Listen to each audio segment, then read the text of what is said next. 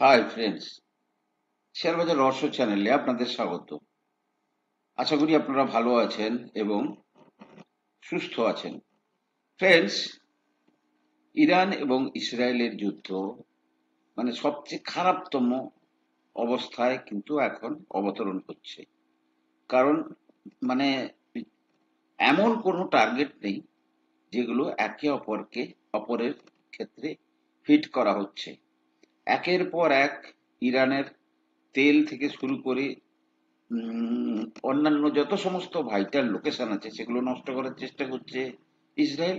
আর অন্যদিকে ইরানও কিন্তু উম, ও ড্যামেজ কম বেশি করছে। এবং এই জাস্ট কিছুক্ষণ আগে ইসরায়েল ওয়ার্ন করেছে কাকে, ইরানকে, যে মানে তাদের যে পরমাণু কেন্দ্র আছে সেখান থেকে লোকজনকে সরিয়ে নিয়ে যাওয়ার জন্য হতে পারে তারা কোনো ম্যাসিভ কোনো ক্ষেপণাস্ত্র নিক্ষেপ করতে পারে, এবং যেখান থেকে কিন্তু বিকিরণ হওয়ার সম্ভাবনা প্রবল। সুতরাং একটা খুব বাজে পর্যায়ে কিন্তু এই যুদ্ধটা এখন অবস্থান করছে। আগামী দিনে কি হয় সেটার উপর নির্ভর করবে। এবং প্রত্যেকেই যেন চেষ্টা করছে যত তাড়াতাড়ি জিনিসটাকে মানে ড্যামেজের পরিমাণটাকে যত তাড়াতাড়ি বাড়ানো যায়। ঠিক আছে? তো এই অবস্থাতে আমাদের মার্কেট কিরকম একটা পজিশনে পড়ে গেছে। প্রথম কথা হচ্ছে যে জিও পলিটিক্যাল টেনশন, সেটা কি করছে, আমাদের মার্কেটকে উপরে যেতে দিচ্ছে না। ইন্টারন্যাশনাল ফ্যাক্টর আমাদের মার্কেটকে উপরে যেতে দিচ্ছে না। আবার domestic factor, local economy, inflation, rate কাট, এগুলো আবার মার্কেটকে নিচে যেতে দিচ্ছে না। এই দুটো অবস্থার মধ্যে কিন্তু আমাদের মার্কেট কিন্তু এখন অবতরণ করছে। তো এখন এটা যে কতদিন চলবে সেটা কিন্তু বলা খুবই মুশকিল। কতদিন এই রেঞ্জ যতক্ষণ না ব্রেকআউট হচ্ছে বা ব্রেকডাউন হচ্ছে ততদিন কিন্তু মার্কেটে কিন্তু ওই ছোট রেঞ্জের মধ্যে ভোলাটিলিটি থাকবে, ছোট রেঞ্জের মধ্যে মার্কেট ঘোরাঘুরি করবে। আর অন্যদিকে ফ্রেন্ডস, গোল্ডের প্রাইস কিন্তু 1 লাখ টাকা মানে ছুঁয়ে গেছে। 1 লাখ টাকার উপরে গোল্ড ট্রেড করছে। এবং পেট্রোলের প্রাইস যেটা 61-62 4-5 দিন আগে ছিল, বর্তমানে সেটা 75-76 টাকার রেঞ্জে ট্রেড করছে। আজকে রবিবার, এখন সেভাবে রেট পাওয়া যাবে না। কালকে মার্কেট খুললে কিন্তু আবার বোঝা যাবে যে কি অবস্থায় গিয়ে এখন মার্কেট দাঁড়াচ্ছে। ফ্রেন্ডস, আজকে আমরা একটা সুন্দর কনসেপ্ট নিয়ে চর্চা করব। সেটা কি? পি রি রেটিং এবং পি ডি রেটিং। আমি যেটা বলেছি পি এক্সপানশন এবং পি কন্ট্রাকশন। ঠিক আছে? এবং এই কনসেপ্টটা কিন্তু যেহেতু রিটেল নিবেশকের ক্লিয়ার থাকে না, তাই কিন্তু তারা বিভিন্নভাবে এই কনসেপ্টের মধ্যে কিন্তু ফেসে যায়, শেয়ারে গিয়ে ইনভেস্ট করে ফেসে যায়। থিওরিটা হচ্ছে কি, পি রি রেটিং মানে কি হচ্ছে না, পিটা এক্সপানশন হচ্ছে। সেটা কিভাবে হচ্ছে আমি আপনাদেরকে চার্টে কিংবা ফান্ডামেন্টালি গিয়ে বোঝাবো। ফার্স্ট অফ অল, রি রেটিংটা কখন হয়? যখন বিজনেস আউটলুকটা বৃদ্ধি পায়, যখন বিজনেস আউটলুক কোনো কোম্পানির বৃদ্ধি পায় বা কোনো সেক্টরে। দ্বিতীয়ত, যখন কোনো কোম্পানির প্রফিটেবিলিটি আউটলুক বৃদ্ধি পাচ্ছে। যখন কোনো কোম্পানির প্রফিটেবিলিটি আউটলুক বৃদ্ধি পাচ্ছে, কোম্পানির রিস্ক কমছে, কোম্পানির রিস্ক কমছে। চতুর্থ হচ্ছে ইন্ডাস্ট্রি টেলউইন্ডস। যেমন ধরুন, হঠাৎ করে কোন ইন্ডাস্ট্রিকে গভর্নমেন্ট পুশ করলো, কোনো ইন্ডাস্ট্রিকে গভর্নমেন্ট পিএলআই স্কিম দিল, তার দ্বারা তাদেরকে বেনিফিট দিল। আবার কখনো কখনো ধরুন, যখন ইনক্রিজ ডিমান্ড, যেমন ধরুন কোভিডের সময়ে সমস্ত ফার্মা কোম্পানিগুলোর মানে ডিমান্ড ইনক্রিজ হয়েছে, পি রেটিং হয়েছে। এগুলো হচ্ছে মানে মূল থিওরি পোর্শন। অন্যদিকে ডি রেটিং কি হচ্ছে না, যখন গ্রোথটা কমে যাচ্ছে, মানে কি গ্রোথটা কমছে কি পরিপ্রেক্ষিতে, আগের তুলনায়। আমরা যখন মানে স্পেসিফিক স্টক ভিত্তিক চর্চা করব তখন কনসেপ্টটা আরো ক্লিয়ার হয়ে যাবে। এবারে দেখুন, তাহলে গ্রোথ কম হচ্ছে। এবারে কোন সেক্টর স্পেসিফিক ইস্যু আসছে, কোন যেমন ধরুন কেমিক্যাল সেক্টর, করোনার সময়ে পর থেকে এখনো পর্যন্ত তার মধ্যে পুরো সেক্টর জুড়ে একটা স্লোডাউন চলছে, সেক্ষেত্রে ডি রেটিং হচ্ছে। অর্থাৎ একটা শেয়ার যে ভ্যালুয়েশনে আগে ট্রেড করত তার তুলনায় বর্তমানে সে অনেক কম ভ্যালুয়েশনে কাজকর্ম করছে।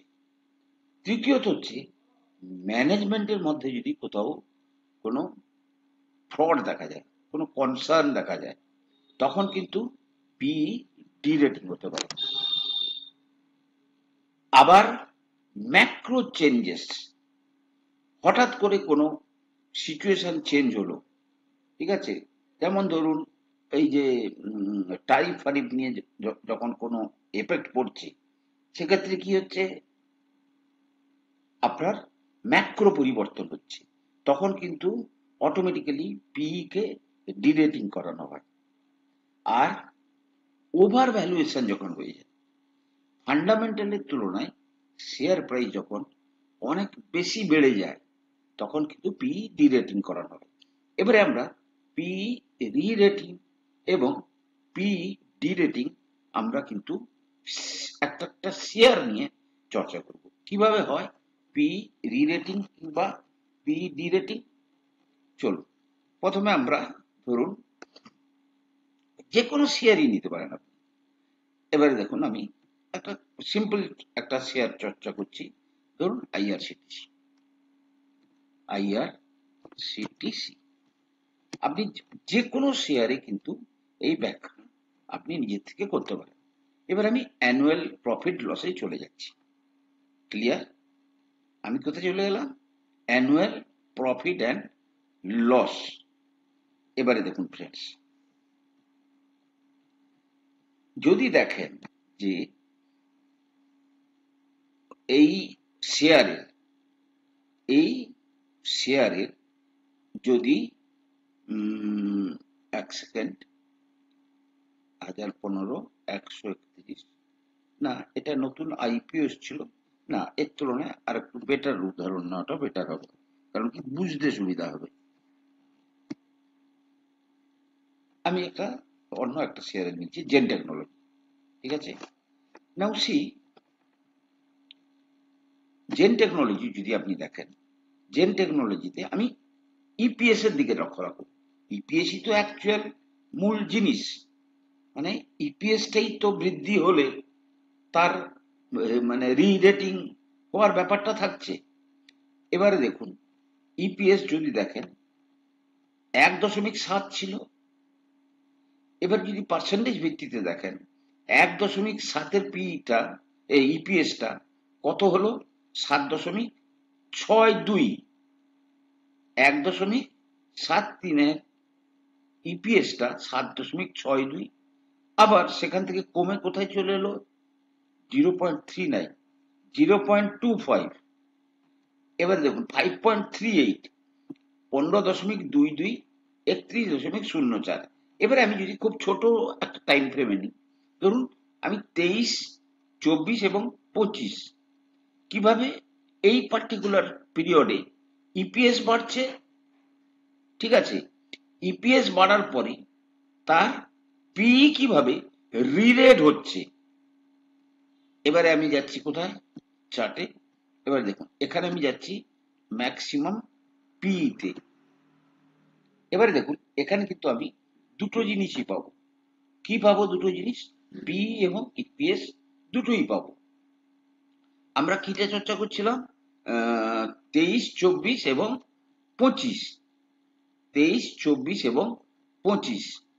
ঠিক আছে? ওকে। এবারে দেখুন, আমি যদি 23-এ যাই, আমি যদি 23-এ যাই, 23-এ আমার যে পি ছিল, আমি যখন মানে আপনাকে দেখুন, এই যে 5.18 যখন ইপিএস, তখন 5.18 যখন আমার ইপিএস, তখন পি কত? না 64.9, 65। ক্লিয়ার? আবার এবারে তার আর্নিংটা কত বাড়লো? 15।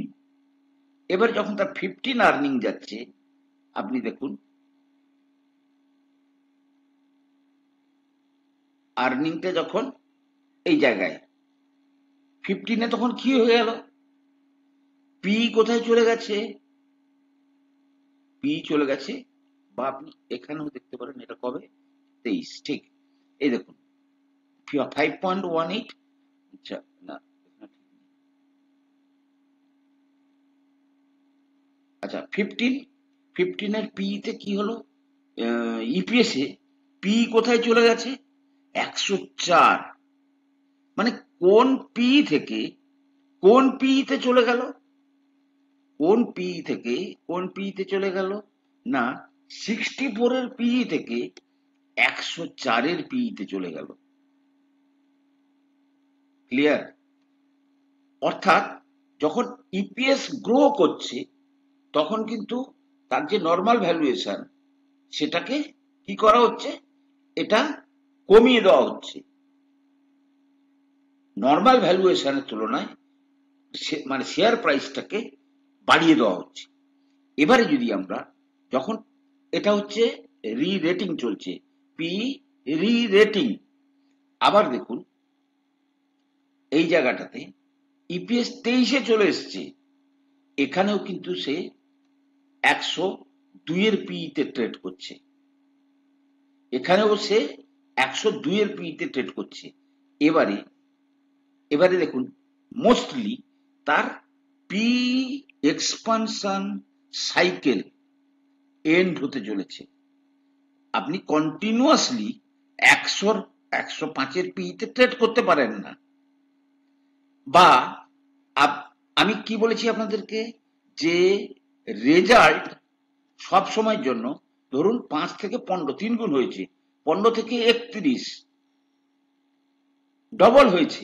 এরপরে 31 থেকে 40 পর্যন্ত যাওয়াটা যথেষ্ট টাফ।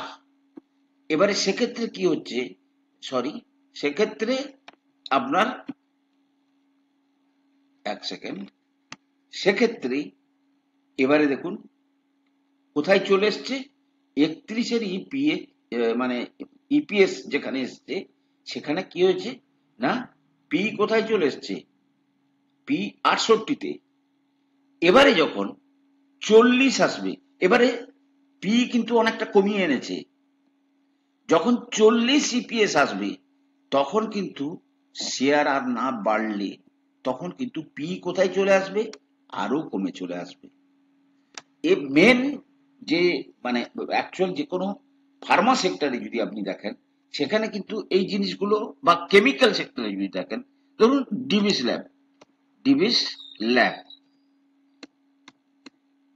সেখানে কিন্তু আপনি ডি রেটিংটাও বুঝতে পারবেন।